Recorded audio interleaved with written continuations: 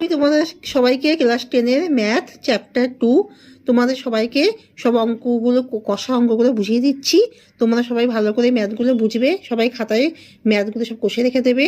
তোমরা যারা ক্লাস 10-এ উঠেছো তারা সবাই ক্লাস 10-এর বই, ম্যাথ বই নিয়ে বসো আর খাতা পেন নিয়ে বসো।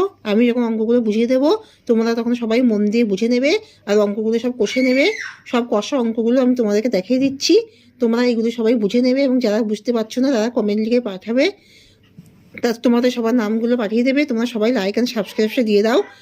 লাইক অ্যান্ড সাবস্ক্রাইবটা দিলে আমার ইন্টারেস্টটা অনেক বেশি বেড়ে যায় আর আমি আরও প্রচুর ভিডিও করার উৎসাহ পাই। আমি তোমাদেরকে ম্যাথ এবং মাধ্যমিকের সব সাবজেক্টগুলো তোমাদেরকে বোঝাই, সব নোটগুলো লিখি, যে তোমরা সবাই সাবস্ক্রাইবটা দিয়ে আমাকে উৎসাহিত করো, তাতে আমার ইন্টারেস্টটা অনেক বেশি বেড়ে যায়। তোমরা এখানে সাবস্ক্রাইবটা দিয়ে দাও, সাবস্ক্রাইব লেখা আছে, তোমরা শুধু আঙুলটা দিয়ে দাও, সাবস্ক্রাইবটা হয়ে যাবে। সবাই সাবস্ক্রাইবটা দিয়ে আমার অঙ্কগুলো সবাই বুঝে নাও। এখানে আমি তোমাদেরকে সব কষা অঙ্কগুলো সবাইকে দেখাবো, তোমরা সবাই মন দিয়ে এগুলো বুঝে নেবে আর সবাই অঙ্কগুলো কষে নাও। এটা হচ্ছে ক্লাস 10-এর অঙ্ক চ্যাপ্টার 2 সরল সুদ কষা। সরল সুদ কষা আমি তোমাদের সবাইকে বুঝিয়ে দেবো আর ম্যাথ কষাগুলো সব খাতা এখন দেখাচ্ছি, সব ম্যাথ কষাগুলো তোমাদের সবাইকে দেখাচ্ছি।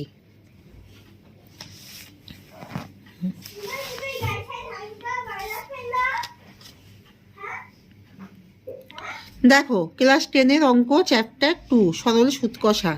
দুই বন্ধু একসঙ্গে ছোট ব্যবসা চালানোর জন্য বার্ষিক 12% সরল সুদের হারে একটি ব্যাংক থেকে 15,000 টাকা ধার নিলেন। 4 বছর পরে ওই টাকার জন্য তাদের কত টাকা সুদ দিতে হবে হিসাব করে লেখো। তাহলে অ্যান্সার হলো সমাধান। আসল হলো 15,000 টাকা, বার্ষিক সরল সুদের হার 12%, সময় কত 4 বছর, মোট সুদ কত, মোট সুদ হলো 15,000 গুণ 12 গুণ 4 বাই 100 টাকা। তাহলে এখানে সমান সমান 7,200 টাকা হচ্ছে। তো 4 বছর পর তাদের 7,200 টাকা সুদ দিতে হবে। এবার 2 নম্বরটা দেখে নাও। 2005 সালের 1 জানুয়ারি থেকে 27 মে পর্যন্ত বার্ষিক 6% সরল সুদের হারে 2,000 টাকার সুদ কত হবে নির্ণয় করো। উত্তর হলো সমাধান।